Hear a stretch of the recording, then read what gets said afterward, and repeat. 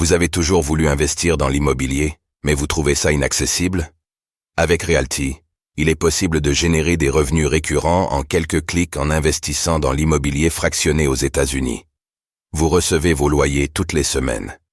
Le plus avec Realty, c'est que vous n'avez pas à vous occuper de la gestion d'un bien immobilier.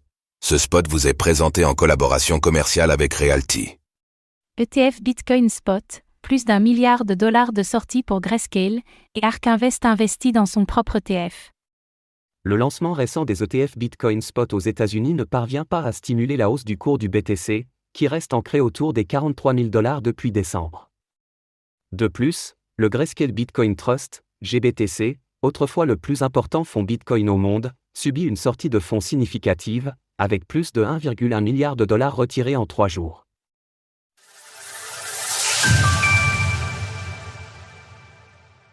Les investisseurs fuient l'ETF Bitcoin de Grayscale. Après le lancement historique des ETF Bitcoin Spot jeudi dernier, nous bénéficions désormais d'un petit peu de recul afin de juger le démarrage de ces nouveaux véhicules d'investissement désormais présents sur les plus grandes bourses américaines, à l'instar du Nasdaq ou du New York Stock Exchange, NYSE. Tout d'abord, et nous en faisions déjà le constat la semaine dernière, l'arrivée des ETF Bitcoin Spot n'aura pas participé à la hausse du cours du BTC. Ainsi, ce dernier oscille encore aujourd'hui autour des 43 000 $, c'est-à-dire son point d'ancrage depuis le début du mois de décembre dernier. La deuxième information à noter est le volume de sortie, outflow, provenant du GBTC, l'ETF Bitcoin Spot de Grayscale résultant de la transformation de son ancien produit phare, le Grayscale Bitcoin Trust. Pour rappel, le Grayscale Bitcoin Trust constituait le fonds Bitcoin le plus important au monde. Il est d'ailleurs estimé à ce titre que Grayscale détient au moins de 26,3 milliards de dollars de BTC dans ses coffres à cet effet. Ainsi, au bout de 3 jours de trading, lundi était un jour férié aux États-Unis, il apparaît que le GBTC de Grayscale a encaissé plus de 1,1 milliard de dollars de sortie. Selon les analystes spécialisés dans les ETF, notamment James Seffar pour Bloomberg Intelligence, il est fort probable que la plupart des investisseurs soient sortis du GBTC pour effectuer une revente sans se rediriger vers un autre ETF Bitcoin Spot moins onéreux. Le GBTC est l'ETF Bitcoin Spot avec les frais les plus élevés, 1,5%.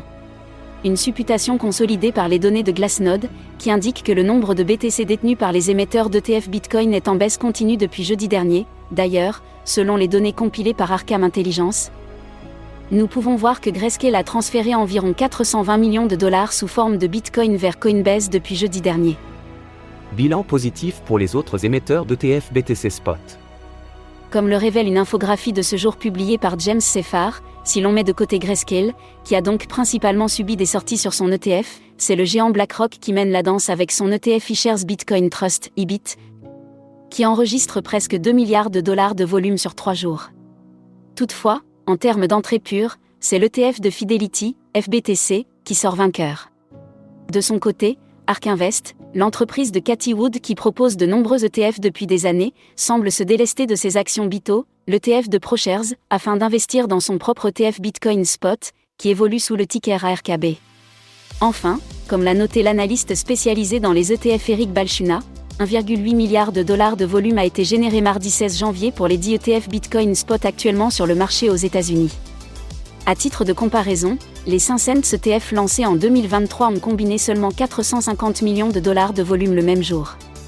Il faut toutefois garder à l'esprit que le volume cité contient naturellement les flux de sortie de Grayscale.